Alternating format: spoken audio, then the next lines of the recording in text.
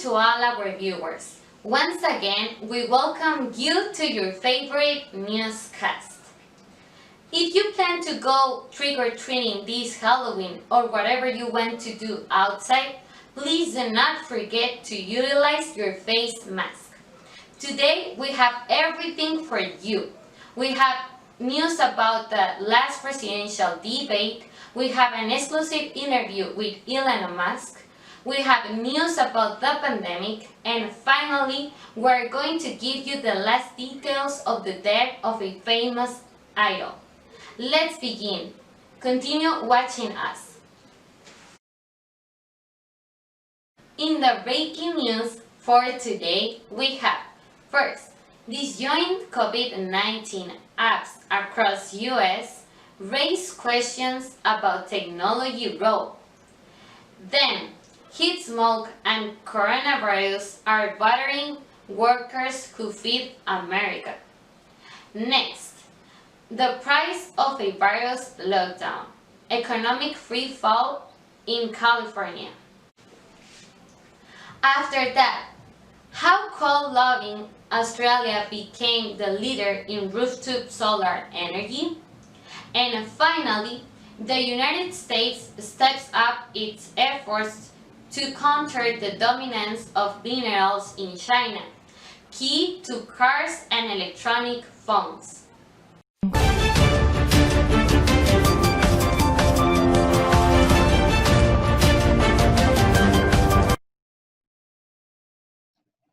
As you know, every day we have a short interview. Today we're going to interview Elon, a man who with his business tactics, his leadership, and his unquestionable determination has become one of the richest men in the world. We will ask him about how he handles conflict in entrepreneur. Whoever is a business leader should spend many time dealing with problems, because if they do not do that, they will partially absorb it and could destroy whatever they have built before. Elon Musk, what is it like for you being CEO? Well, being the CEO isn't about watching from afar, never getting your hands dirty. Basically, it's about spending time where time needs to be spent. There are no good departments or bad departments, just departments where things need fixing. Mm. How do you spend your time in a day as CEO? 20% of my time is spent thinking about the positive things going on in the business and what we can do to make those things work even better. And 20% of my time is equally spent on growth initiatives, and we're going to hit our goals over the next 3 years, not next month or next quarter. How do you manage with their workplace conflicts? 60% of my time is heavily spent focusing on problems, inefficiencies, and issues that may be prohibited from meeting our goals. Mm. Well, thank you so much for accepting this invitation. You're welcome.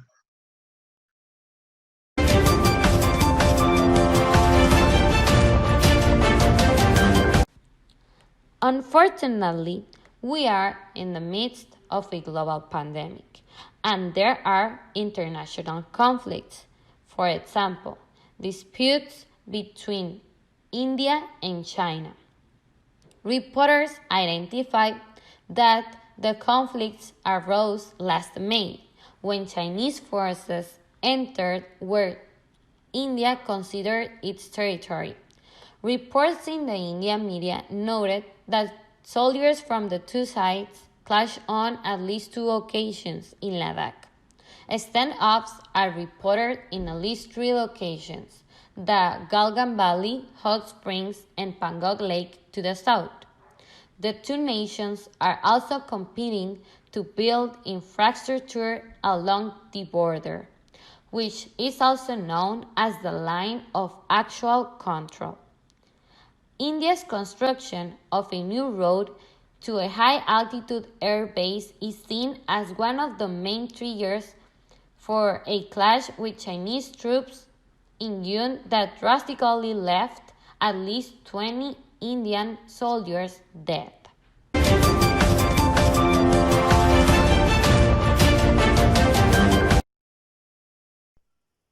Moving to entertainment, the rock and roll world is in mourning because the legendary Eddie Van Halen, famous guitarist of the rock band Van Halen, has passed away at the age of 65.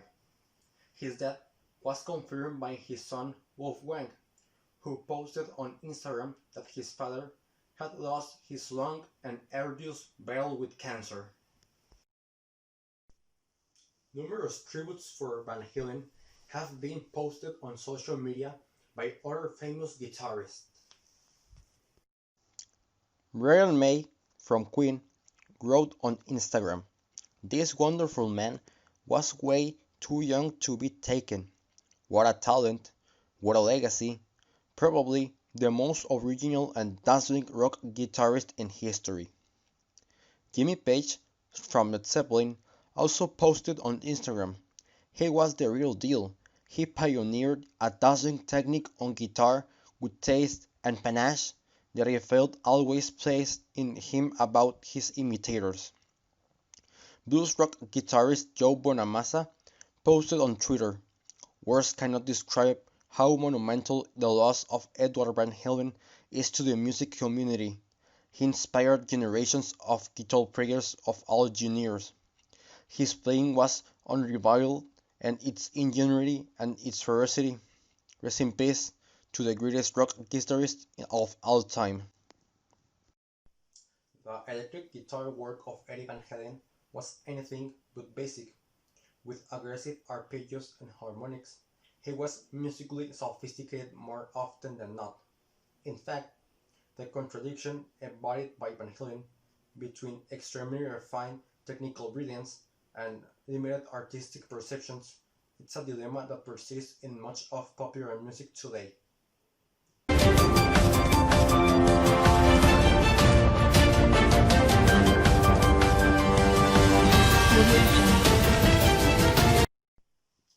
Turning to politics, on October 22nd, the third and last presidential debate was held between Donald Trump and Joe Biden.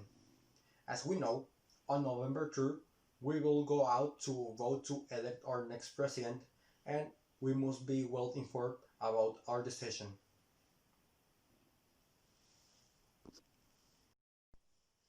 Unlike the first meeting, the last presidential debate showed greater order to it due to the decrease in interruptions. Likewise, the opinions, statements, and positions of each candidate could be better appreciated. However, this doesn't mean that everything they said was true. Biden began by pointing out that Russia is intervening in the election so that the Democratic candidate could not reach the presidency of the United States, and even ruled that every foreign country that intervenes must pay for it. In addition, he demanded that Trump doesn't do the same with the Russians. The last presidential debate has ended. However, one of the main topics was the fight against the coronavirus. Despite the fact that the president continues to defend his management against the COVID-19 pandemic, the Democratic candidate once again criticized the way that he handled the virus. Biden called Trump's tenure as tragic.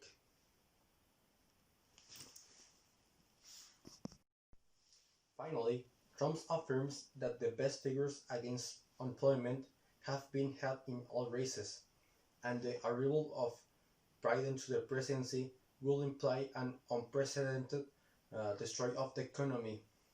For his part, Biden affirms that he will be a president for all Americans and millions of jobs will be created with renewable energy. And that was the last presidential debate. Well, this program has finished. Thank you for watching us every Monday to Friday before going to work or taking your children to school. Remember, whichever day you choose, look at us. We have the most reliable and latest news of the day for you. Have a nice day, take care of yourselves, and see you tomorrow.